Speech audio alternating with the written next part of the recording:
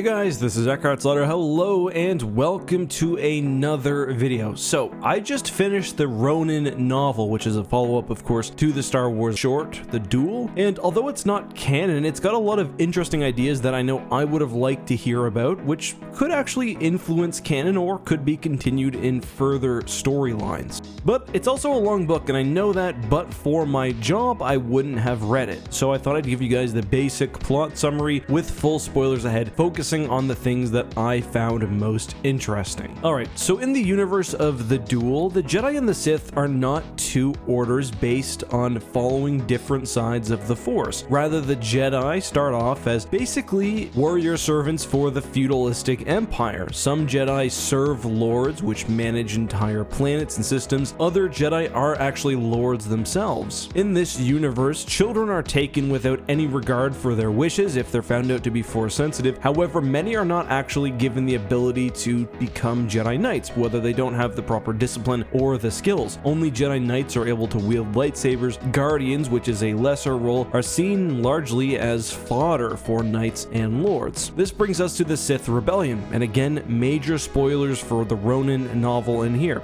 It turns out that the Ronin himself was actually the original Dark Lord of the Sith. He rejected the Jedi because he wanted self-determination, which seems to me to be a relatively fair goal. Many Jedi joined his ranks and became Sith, including the bandit that he would later fight in the duel. A lot of them wanted the same thing. They didn't want to be under the control of the Jedi, they wanted to live their own lives, and they saw the Sith as their opportunity to do so. So again, the Sith aren't necessarily evil in this universe, and in fact, both the Jedi and the Sith practice with both the white and the black currents of the Force. Anyway, alongside the Ronin, the Dark Lord was the Sith Witch. The Sith Witch was a completely unique being, even within this very different universe. She had the ability to resurrect fallen Force users, which allowed the lesser-numbered Sith to actually wage a relatively effective war against the Jedi. The Sith also began abducting people, including children, to fight for them, which was relatively ironic given the purpose of the rebellion in the first place. Anyway, the Sith would make their way all the way to the Empire's capital. Again, the Empire is sort of the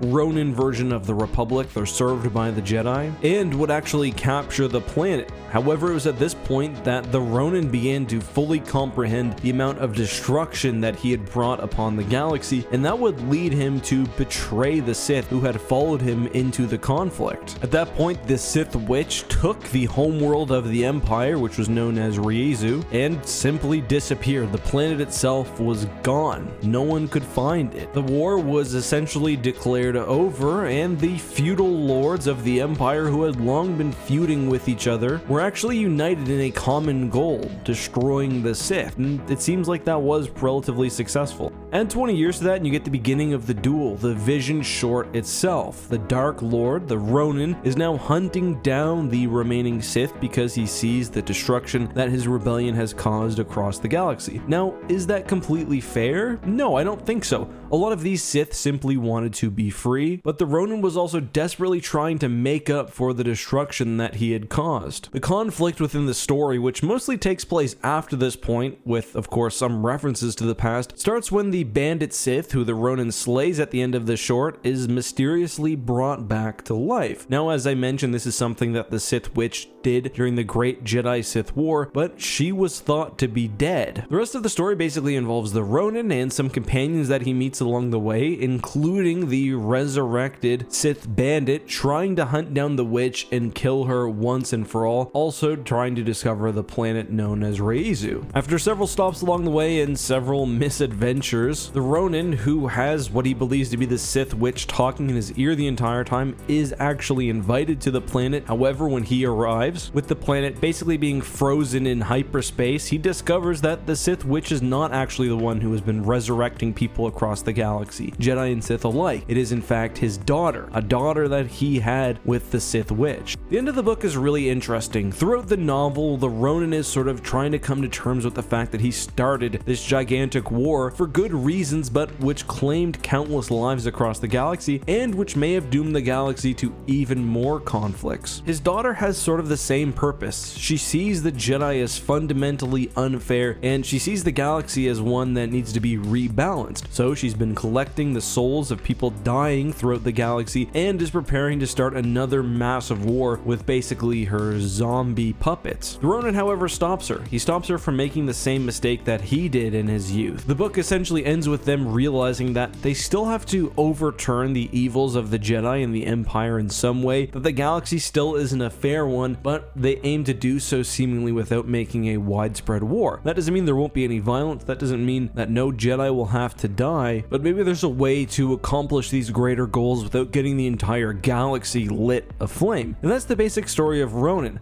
I actually really recommend this book, whether you like Star Wars canon or not. I think Ronin is a good option because it's not a part of canon. It's a completely independent story. There is very little reference to the greater Star Wars universe. It's, of course, a completely different tone than what you might expect. I thought that was good, though. It means that the story is largely unshackled from some of the burdens that I find Star Wars canon usually brings on the novels, whether that's some sort of tie-in to the sequels or ideas within the sequels or whatever else. So yeah, consider picking up this novel if you haven't. I've only barely touched the surface. There's a lot more to learn about Ronin's relationship to the Jedi, his role as a Jedi, why he actually left the Order, what he saw, his companions along the way, and even how he becomes eventually allied with the Sith Bandit. But guys, that's all for today. I hope you enjoyed this video. Till next time, be safe, have a good one, and may the Force be with you.